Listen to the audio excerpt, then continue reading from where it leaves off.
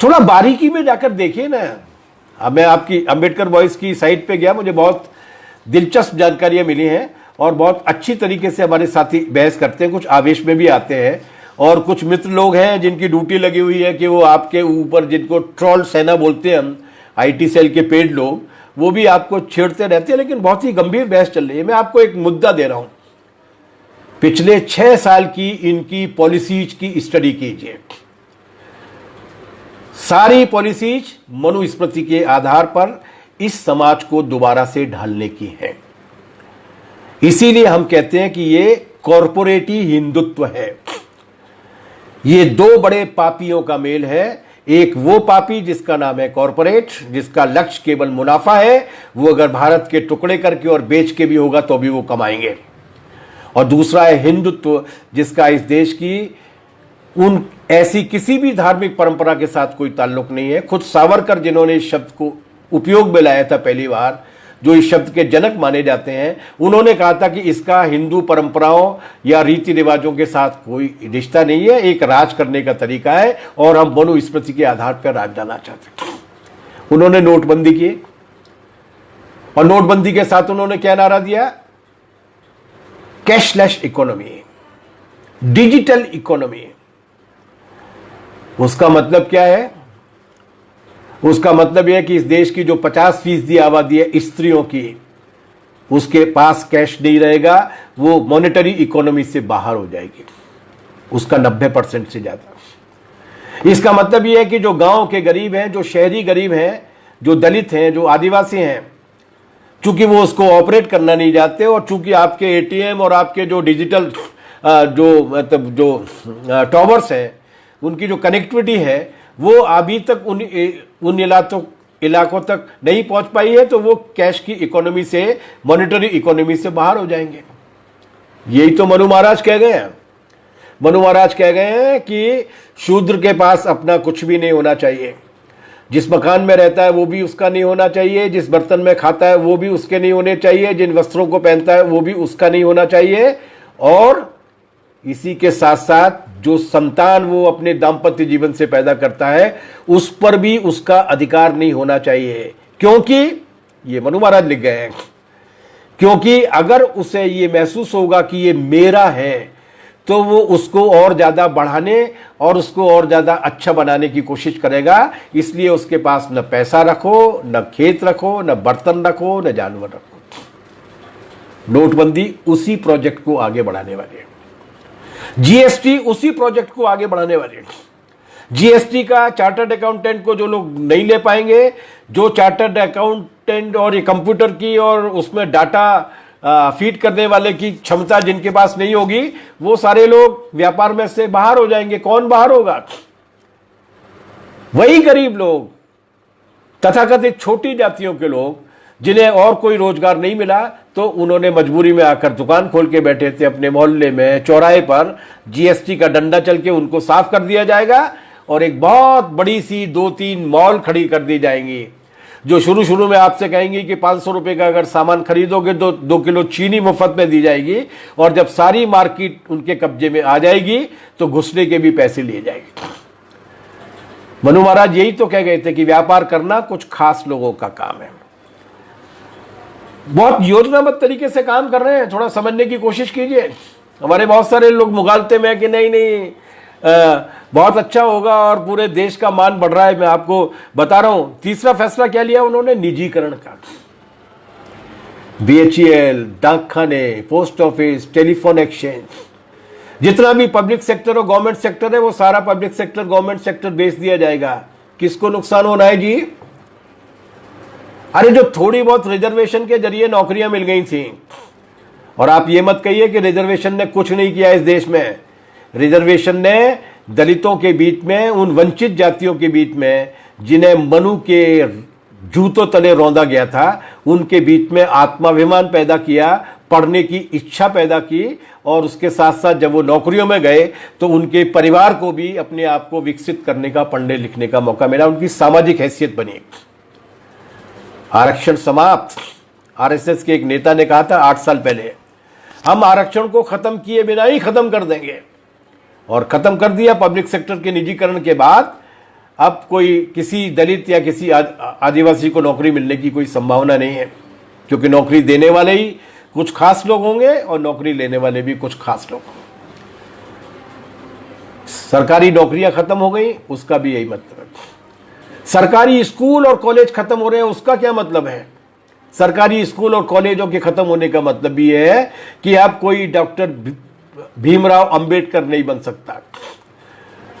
अब कोई गांव की पाठशाला में पढ़कर, शहर की पाठशाला में पढ़कर, कॉलेज में पढ़कर, उसके बाद कोलंबिया की यूनिवर्सिटी में पहुंचकर अपने आप को एक प्रामाणिक विद्वान के रूप में मैं विकसित नहीं कर सकता, इसलिए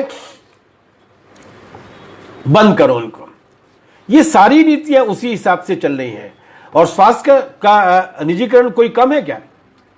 शिक्षा के क्षेत्र में जो मैंने आपसे कहा कि जेएनयू में स्कॉलरशिप नहीं बट रही, जिसकी दम पर वो पढ़ने के लिए आते हैं।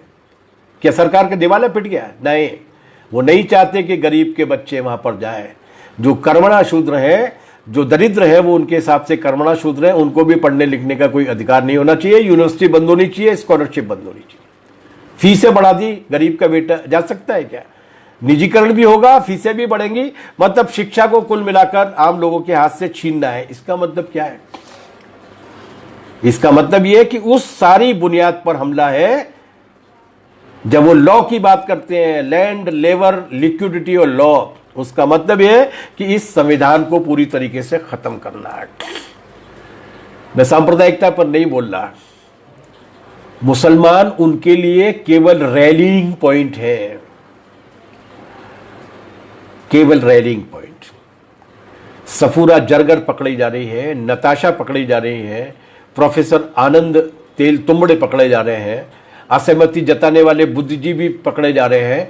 लेकिन जिनके खिलाफ ये सबसे ज्यादा चिल्लाए थे कि वो निजामुद्दीन के मरकज से और तबलीगी जमात से निकल के आया है, वो मौलाना शाह साहब नहीं पकड़े गए, पकड़े भी नहीं जाएंगे। वो केवल रैलिंग पॉइंट है, वो केवल भड़काने के लिए है, वो केवल भावनाओं को भड़काकर अपने राज को कायम करने के लिए। असली एजेंडा है उनका मनुस्मृति। और मनुस्मृति मुसलमानों के खिलाफ नहीं है, क्योंकि मुसलमानों इस्लाम धर्म के पैदा होने के पहले से वो अस्तित्व में आ चुकी थी। ये वर्णाश्रम और ये सब जातियां वातियां, ये है अपने ही देश की जनता के बहुमत हिस्से के खिलाफ। और इस पर अगर कुछ मित्रों को गलत फहमी है कि कोई बीच का रास्ता निकल सकता है, कोई बीच का रास्ता नहीं निकल सकता है। हमारे कुछ मित्र हैं जो ये सोचते हैं कि नहीं, एमपी बनने के लिए, एमएलए बनने के लिए, सरकार में शामिल होने के लिए, ठेकेदारी करने के लिए अगर थोड़ा सा प्रैक्टिकल हो जाए, थोड़े से प्रैग्मेटिक हो जाए, थोड़े से व्यावहारिक हो जाए, तो कुछ न कुछ तो हो जाएगा। कांवड़ के मेले में चली जा रही है भीड़, अपने कांवड़ लाद के, शहर के रईस लोग आ रहे हैं, आपको गमछा दे रहे हैं, आपको एक पानी की बोतल दे रहे हैं, आपको 500 रुपए का नोट दे रहे हैं। आप समझ रहे हैं कि शहर के बड़े बड़े लोग हमको छोड़ने के लिए आए और चले जा रहे हैं कांवड़ में, लगा रहे हैं मेले। किनके मेले हैं? ये हमारे ही मेले हैं, उन बख्तलों में, उन कसाई खानों में जिनकी तलवार हमारे गले पे ही चल रही। हमें केवल घंटा मिलने वाला है बजाने के लिए, बाकी सारा प्रसाद, सारा श्रृंगार और सारी दक्षिणा तो वही पहुंचने वाली है जो कॉरपोरेट पर कब्जा करके बैठे हैं। इस बात को समझना चाहिए। ऐसी एक बिरादरी पैदा हो गई है जो बिरादरी बाबा साहब को भी पूजने लगी। कमाल की बीमारी है ना? जिस बुद्ध ने कहा था कि कोई भगवान नहीं है, जो भी कुछ है हमारी आंखों के सामने, ऊपर ऊपर कोई नहीं है, हर पल बदलना है, उनको भगवान बुद्ध बना दिया। वो बाबा साहब अंबेडकर जो कहा करते थे कि व्यक्ति पूजा इस देश की सबसे खतरनाक दुश्मन है, जिन्होंने संविधान सभा में दिए गए अपने आखिरी भाषण में भी ये बात बोली थी, उन्हीं बाबा साहब को क्या कर दिया गया? उनको ही भगवान बना दिया गया। मुझे याद आता है एक बार वो बम्बई की आम सभा में बोलने के लिए जा रहे थे बाबा साहब, तो जैसे ही वो अपनी कार से उतरे, तब तक काफ़ी अस्वस्थ हो गए थे वो, तो छड़ी लेकर चला करते थे। जैसे ही वो अपनी कार से उतरे, बहुत सारे लोग उनके पैर छूने के लिए लपके। उन्होंने अपनी छड़ी से कार से लेकर मंच तक पहुंचते पहुंचते जिसने भी उनके पैर छूने की कोशिश की, उन्होंने उसकी छड़ी से पिटाई लगाई। उन्होंने कहा, मुझे भक्त नहीं चाहिए, मुझे पीछे चलने वाले लोग नहीं चाहिए, क्योंकि भक्त और पीछे चलने वाले लोग कोई बड़ा परिवर्तन नहीं कर सकते। मुझे ऐसे लोग चाहिए जो इस जड़ता को तोड़ने के लिए हथौड़ा उठाने की ताकत रखते हो। कोई मेरे पैर नहीं छुएगा। और हुआ क्या, बाबा साहब की ठप्पा लगा के और बाबा साहब की मूर्ति सामने रख के बाबा साहब की लिखी हुई चीजों को भूल गए और उन चीजों को पकड़ लिया कि बाबा साहब उनके लिए वोट दिलवाने वाले हो सकते हैं, बाबा साहब उनके कुकर्मों को प्रमाणित करने वाले हो सकते हैं। नए भक्तों का समुदाय तैयार कर लिया। कोई बाबा साहब अंबेडकर का अनुयायी पैर छूने और छुलवाने में विश्वास कैसे रख सकता है? अपने अंदर किसी भी किस्म के जातियों के अस्तित्व में विश्वास कैसे रख सकता है? इसलिए आज जो हमारा दुश्मन है वो दुश्मन हमारे ही प्रतीकों को हमसे हड़प कर उन्हें अपना जैसा बनाने की कोशिश कर रहा है। भगवान विष्णु के 10वें अवतार है गौतम बुद्ध, वाह भाई वाह।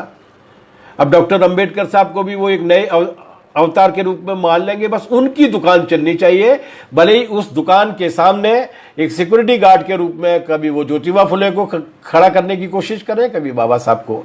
लेकिन बाबा साहब उतने कमजोर है नहीं, ज्योतिबा फुले उतने कमजोर है नहीं। बाबा साहब ने वर्गों का बहुत ये बहस आप लोगों के बीच में बहुत चलती है और हम इस बहस में लंबे समय तक शामिल होने के लिए तैयार हैं इस लाइव के बाद भी। बाबा साहब ने इस देश में वर्ण के वर्ग की पहचान की थी। There is a class in caste and varna. मैं बाद में बताऊंगा उस बात को किस तरीके से। लेकिन वो पहले आदमी थे इस देश की जमीन पर पैदा हुए पहले विचारक, जिसके लिए मेरा मन उनके प्रति सम्मान से बार बार गदगद होता है, जिन्होंने जाति की क्लास वर्ग ही नहीं पहचाना था, जाति के जेंडर को भी पहचाना था, जाति के लिंग की पहचान की थी। और उन्होंने कहा था कि उन्होंने कोलंबिया यूनिवर्सिटी में अपनी जो थीसिस पीएचडी की जमा की थी, उसमें उन्होंने लिखा था कि इस जाति की मुख्य विशेषता है जाति के अंदर ही शादी करना। और इसके लिए स्त्री को इस तरीके से बांध के रखना कि वो अपनी इच्छा से शादी नहीं कर सकती, स्त्री किसी से प्रेम नहीं कर सकती। उन्होंने कहा था कि ये जो बाल विवाह की प्रथा है, जो सती प्रथा की परंपरा है, जो विधवा विवाह पर रोक है, वो भी इसी तरीके के नुस्खे हैं जिन पर देवी देवताओं के ठप्पे लगवा दिए गए हैं। असल मकसद केवल ये है कि स्त्री को किसी भी तरीके से अपने बारे में अपने विवेक से सोचने का अधिकार नहीं होना चाहिए, क्योंकि स्त्री अगर अंतरजातीय विवाह कर लेगी, स्त्री अगर प्रेम करने लगेगी, और प्रेम जाति देखकर नहीं होता, तो उसके बाद फिर वो नई पीढ़ी जो पैदा होगी उस पर हम किस जाति का ठप्पा लगाएंगे। तो जाति परंपरा को जारी रखने के लिए जरूरी है स्त्री का गुलाम बनाए रखना। ये बड़ी बात थी, आगे बढ़ी हुई बात थी, ये एक मौलिक काम था। और उस मौलिक काम में वो अपने जमाने के सारे नेताओं से, एक पंडित नेहरू को छोड़ दिया जाए तो अपने जमाने के सारे नेताओं से बहुत आगे थे, जिन्होंने महिलाओं की मुक्ति के सवाल को भी आगे रखा। तो आज अगर अंधेरे में हम बाबा साहब की रोशनी को याद रखना चाहते हैं तो हमें यह याद रखना चाहिए कि बाबा साहब केवल जातिगत उत्पीड़न के खिलाफ ही नहीं थे, जाति के ढांचे को तोड़ने के खिलाफ ही नहीं थे, बल्कि बाबा साहब ने महिला सवाल को भी, महिला की मुक्ति के सवाल को भी बहुत प्रामाणिक तरीके से उठाया। जो अंबेडकर साहब के नाम पर राजनीतिक दल बनाए हुए बैठे हैं, जो अंबेडकर साहब के नाम पर तमाम सारे संस्थान चला रहे हैं, उन्हें अपने आप से ये सवाल करना चाहिए कि उन्होंने इस स्त्री मुक्ति के सवाल को कितना बढ़ाया, उनके लिए कितना महत्वपूर्ण था ये सवाल कि जब उन्होंने 1951 में हिंदू कोड बिल रखा इस देश के कानून मंत्री के नाम से, और उस बिल पर जो लंबी बहस हुई है, जो बड़ी रोचक बहस है, कभी आपको मिले तो पढ़िएगा उसको। उस लंबी बहस में बाद में जवाब देते हुए बाबा साहब ने बहुत सारी बातें कही थी, लेकिन उन्होंने खास तौर से इस बात को ये कहा था कि ये इस देश की प्रगति की सबसे बड़ी बाधा है इस स्त्री को शूद्राति शूद्र मान के चलना इस देश में। जब तक वो बेड़ी नहीं टूटेगी तब तक कोई परिवर्तन नहीं होगा। और उसके लिए लड़े थे, और लड़े ही नहीं थे जब उस हिंदू कोड बिल को पास कराने में कांग्रेस के एक बड़े हिस्से में, जिसमें बाबू राजेंद्र प्रसाद जी शामिल थे और तमाम सारे ये गोविंद वल्लभ पंत और ये सारे लोग शामिल थे जो उसके खिलाफ थे, जब उन्होंने उसको विरोध किया तो बाबा साहब अंबेडकर में ने ये ताकत दिखाई थी कि वो उस एक सवाल को लेकर नेहरू के मंत्रिमंडल को छोड़ के चले आए थे, इस्तीफा दे दिया था। इतना अहम था उनके लिए स्त्री का सवाल। तो कोई अंबेडकरवादी, सच्चा अंबेडकरवादी अगर होने का दावा करता है, हालांकि अंबेडकर खुद नहीं मानते थे कि अंबेडकरवाद नाम की कोई चीज है, लेकिन अगर वो उनकी कहे को सही मानकर उनके रास्ते पर बढ़ने की कोशिश करता है तो उसे ये बात समझ में लानी पड़ेगी कि वो इस देश में स्त्री की आजादी के सबसे बड़े पक्षधरों में से एक थे। उन्होंने केवल जाति के खिलाफ नहीं, लैंगिकता के शोषण के खिलाफ भी आवाज उठाई। एक बात याद रखिए, जाति के शोषण का झंडा स्त्री की देह में गाड़ा जाता है, उसके पिलर्स नहीं होते। जेएनयू की आयशे घोष पर हमला होता है, ये जितनी भी पढ़ने वाली लड़कियां हैं, चाहे वो सफूरा जरगर हो, चाहे वो मैंने आज बताया कि नताशा हो, इन सारी लड़कियों पर हमला क्यों होता है? लड़की है, यूनिवर्सिटी पढ़ने के लिए जाती है और फिर तमाम तरीके की कहानियां बनाई जाती है, ये करती है वो करती है। लड़की को घर में रहना चाहिए। आप समझ रहे हैं ग्रांड एजेंडे को? इस ग्रांड एजेंडे में हमें इन लड़कियों की शिक्षा के प्रश्न को लेकर भी लड़ना है, लेकिन उस पहलू को भी समझना है कि वो क्यों चाहते हैं। इसीलिए उनके पास उनके आदरणीय कौन है? उनके आदरणीय चिन्मयानंद हैं, जो अपने स्कूल में पढ़ने वाली बालिका के साथ बलात्कार करते हैं। उनके स्वामी, उनके नेता, उनके विधायक, उनके पूर्व मंत्री कुलदीप सेंगर हैं, जो बलात्कार ही नहीं करते, सामूहिक बलात्कार ही नहीं करते, हत्याएं करते हैं। उनके आराध्य देव आसाराम बापू हैं, जो कई सारे बलात्कार और हत्या के मुकदमे में जेल काट रहे हैं, लेकिन इसके बावजूद भी हमारे बड़े बड़े नेता मिलने के लिए जाते हैं। उनके आराध्य गुरमीत राम रहीम है। ये एक अचानक नहीं होता, वो मैसेज देना चाहते हैं कि हम इस तरीके के अपराधों को अपराध नहीं मानते हैं। अगर कोई बलात्कार की घटना होती है तो उसके लिए स्त्री ही दोषी होती है, उसी का दोष है। इस समझदारी से अगर नहीं लड़ना पड़ेगा तो उन्हें पढ़ती लिखती लड़कियां बहुत खतरनाक लगती हैं, उनसे उनको बहुत चिढ़ आती है। आखिरी में मैं ये कहना चाहता हूं कि फिर रास्ता क्या है? बहुत आसान रास्ता है, और वो आसान रास्ता यह है कि बाबा साहब अंबेडकर को ईश्वर मत बनाइए, भगवान मत बनाइए। उनको केवल एक सवाल तक सीमित करके रखिए मत। वो पहले ऐसे मौलिक विचारक थे जाति का, जिसने बहुत सुव्यवस्थित तरीके से अध्ययन किया इस देश में, और केवल अध्ययन नहीं किया, उन्होंने निष्कर्ष भी दिया। उन्होंने दलित जातियों को संगठित होने का आह्वान ही नहीं किया, उन्होंने दलित जातियों को अधिकार देने की ही बात नहीं की, उन्होंने उससे ज्यादा आगे बढ़कर बात की अपनी उस ऐतिहासिक किताब में, जिसे आज की तारीख में दोबारा से पढ़ा जाना बहुत जरूरी है। और उस किताब का नाम है एनिहिलेशन ऑफ कास्ट, जातियों का विनाश। वो जातियों को कंपार्टमेंट में बांट के उनको जिसकी जितनी संख्या भारी उसको उतनी हिस्सेदारी जैसे नारे वाले नहीं थे। वो कहते थे ये जाति प्रणाली ही खत्म होनी चाहिए, अंतरजातीय विवाह को प्रोत्साहित किया जाना चाहिए। और खुद उन्होंने भी अंतरजातीय विवाह किया एक ब्राह्मणी विधवा के साथ। इसलिए उनकी लड़ाई किसी एक जाति से नहीं थी, उनकी लड़ाई जाति की चेतना से थी। उन अंबेडकर साहब को समझने की आवश्यकता है। उनके द्वारा, हमारे दुश्मनों के द्वारा डाले गए चारे को चुगने की जरूरत नहीं है। मनु स्मृति को आग लगाने का काम समारोह पूर्वक जब डॉक्टर अंबेडकर करते हैं, बाबा साहब करते हैं, तो माचिस की तीली खुद नहीं दिखाते, सहस्त्र बुद्धे के हाथ से लगवाते हैं आग, जो जन्मना ब्राह्मण थे। महाराष्ट्र ब्राह्मण सभा के अध्यक्ष उनको चिट्ठी लिखते हैं कि बाबा साहब, आप अगर मनु स्मृति को अगर जलाओगे तो मैं भी उस वक्त प्रस्तुत रहने के लिए तैयार हूं, लेकिन मेरी शर्त यह है कि आग आप लगाइएगा, सहस्त्र बुद्धे से मत लगवाइएगा। बाबा साहब समझ जाते हैं कि मैं लगाऊंगा आग, ये ब्राह्मण सभा के अध्यक्ष के नाते यहां पर आएंगे और फिर ये महार और ब्राह्मणों के बीच के तनाव को लेकर जाएंगे। बाबा साहब ने चिट्ठी लिखी थी कि जाति की दूषित कुत्सित प्रणाली के खिलाफ लड़ना केवल दलितों का या महारों का काम नहीं है, हर समझदार व्यक्ति का काम है, हर ऐसे व्यक्ति का काम है जो मनुष्य को मनुष्य समझता है। और ऐसे लोग मेरे पास अनेक हैं। आप आए न आए ये आपके हाथ में है, लेकिन माचिस दिखाने का काम तो सहस्त्रबुद्धे ही करेंगे। उन्होंने जाति के खिलाफ लड़ाई नहीं बनने दी उसको, उन्होंने जाति की उस पूरी प्रणाली के खिलाफ लड़ाई के रूप में इसको विकसित करने के लिए काम किया।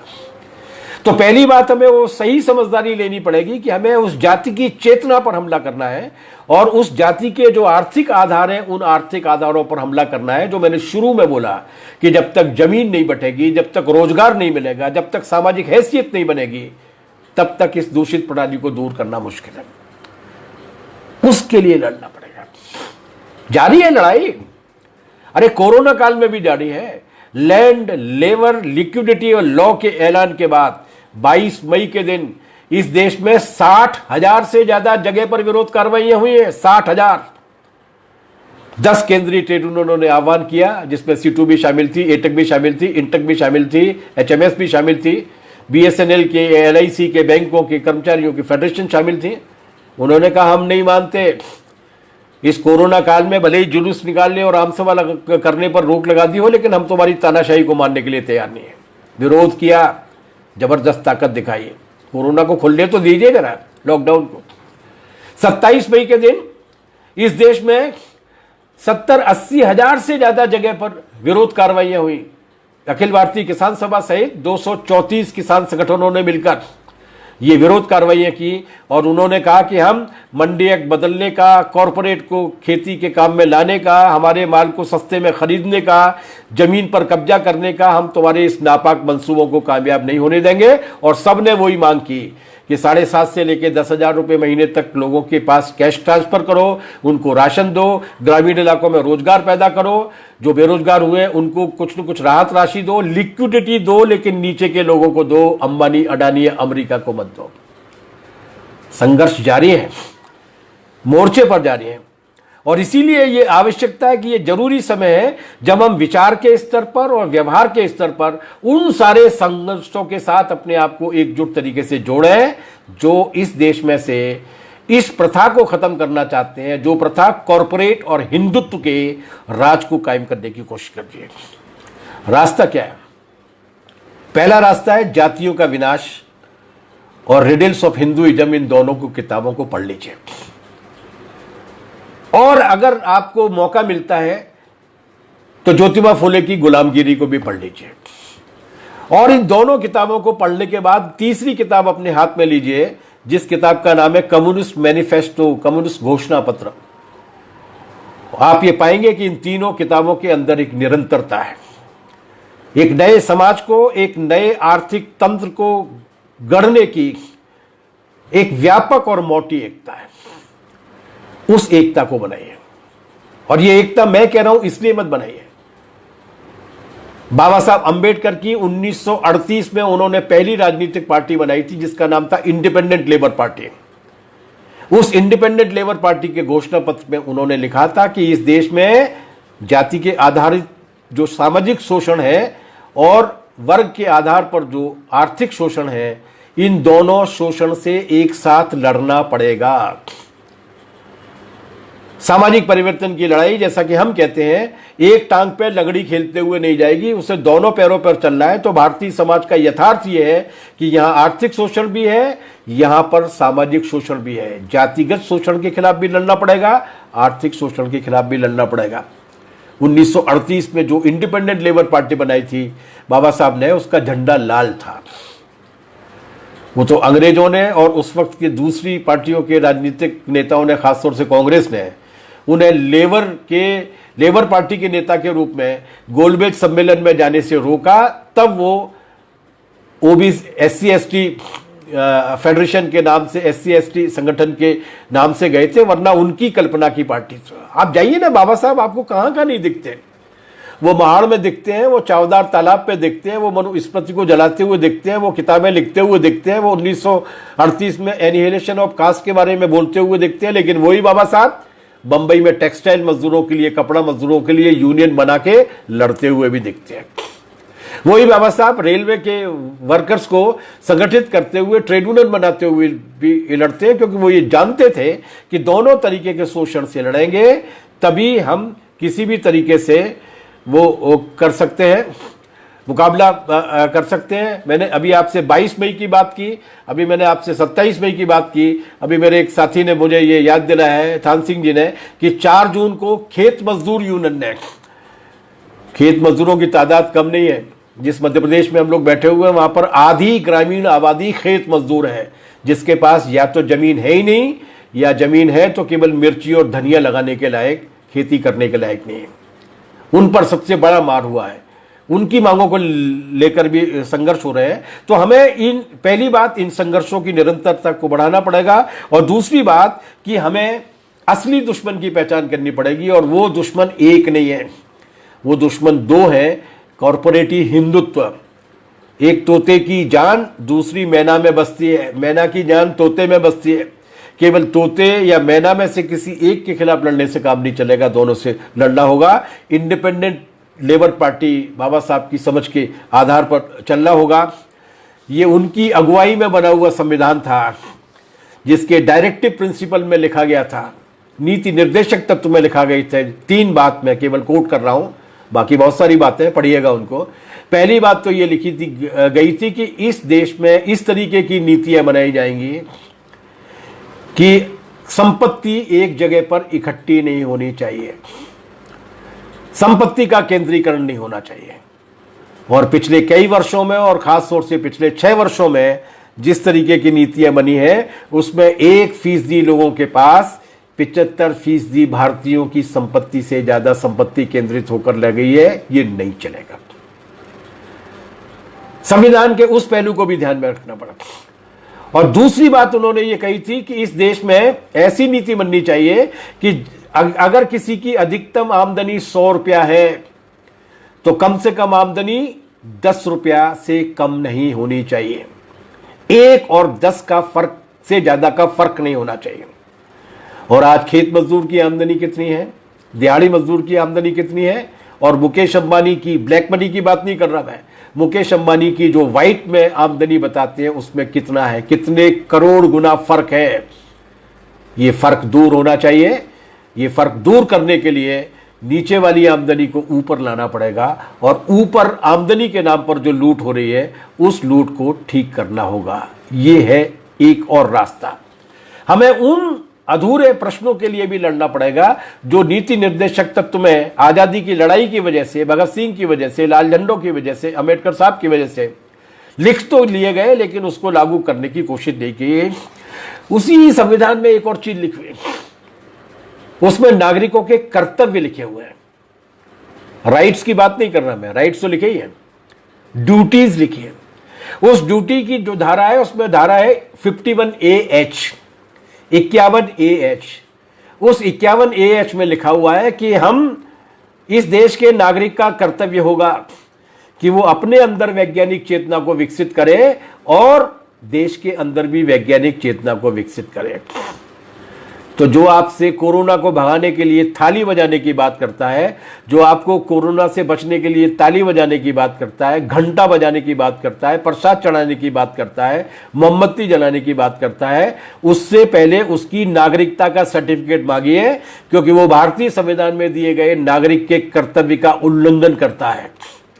हमारा कर्तव्य की जो धारा है 51AH, वो ये कहती है कि हम अंधविश्वास और पोंगापंथ की बजाय लोगों में साइंटिफिक टेम्पर, वैज्ञानिक रुझान विकसित करने की बात करेंगे। और किस्मत की बात देखिए, मंजिल उन्हें मिली जो शरीके सफर न थे। संयोग की बात देखिए कि आज इस देश की राजगद्दी पर वही लोग बैठे हुए हैं जो न संविधान में विश्वास करते हैं, न वैज्ञानिकता में विश्वास करते हैं, जो उसी पुराने मध्य युग के काल को दोबारा से लाना चाहते हैं, कभी आर्थिक नीतियों के नाम पर, कभी जबरदस्त तरीके से, और कभी अपने आतंक राज को कायम करके, जो असहमति में बोलने वाले लोग हैं उनको गिरफ्तार करके। वो ये भूल जाते हैं कि इस देश की जनता ने बड़े बड़ों के टाट उल्टे हैं। अंग्रेजों का तो सूरज नहीं डूबता था, और उसके बाद ऐसा डूबा कि अब उगते ही डूब जाता है। कुछ 100 किलोमीटर, कुछ 1000 किलोमीटर तक सीमित रह गया केवल ब्रिटेन तक।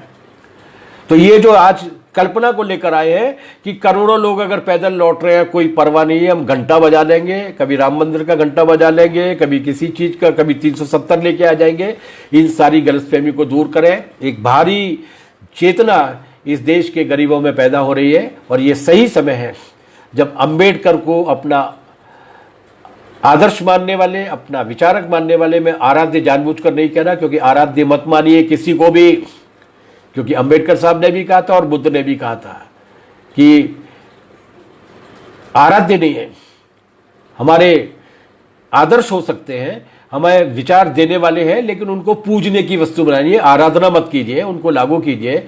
उनके विचार पर चलने वाले लोग और वामपंथ के रास्ते पर चलने वाले लोग, यही वो लोग हैं जो मिलकर उन साझे सवालों को लेकर लड़ सकते हैं जो 1938 की इंडिपेंडेंट लेबर पार्टी का सपना था, जो बाबा साहब अंबेडकर का आखिर तक सपना रहा। आइए हम लोग मुकाबला करेंगे, हम कोरोना का भी मुकाबला करेंगे और ये अंधविश्वास और जातिगत श्रेष्ठता और मनुस्मृति की वापसी का ये जो मूर्खता का वायरस है, जिसे हमने मोरोना नाम दिया है, हम मोरोना से भी संघर्ष करेंगे और निश्चित रूप से इस देश की तस्वीर को बदल के रहेंगे। जहाँ जात के आधार पर, वर्ण के आधार पर कोई शोषण नहीं होगा, जहाँ जात के आधार पर और वर्ण के आधार पर कोई किसी संपत्ति या अधिकार से वंचित नहीं होगा, जहाँ पर किसी भी तरीके का आर्थिक शोषण नहीं होगा, एक ऐसे समाज के निर्माण की ओर आइए मिलकर आगे बढ़ें। आप लोगों ने मेरी बात सुनी, इसके लिए आप सभी साथियों को हार्दिक धन्यवाद, बहुत बहुत शुक्रिया। और उम्मीद करते हैं कि आने वाले दिन जो हमारे लिए बहुत ज़्यादा चुनौतियों के दिन है, उन चुनौतियों के दिन में हम लोग और भी ज़्यादा मुस्तैदी के साथ लड़ेंगे। इनकलाब जिंदाबाद, बाबा साहब अम्बेडकर जिंदाबाद, जय भीम, लाल सलाम, शुक्रिया।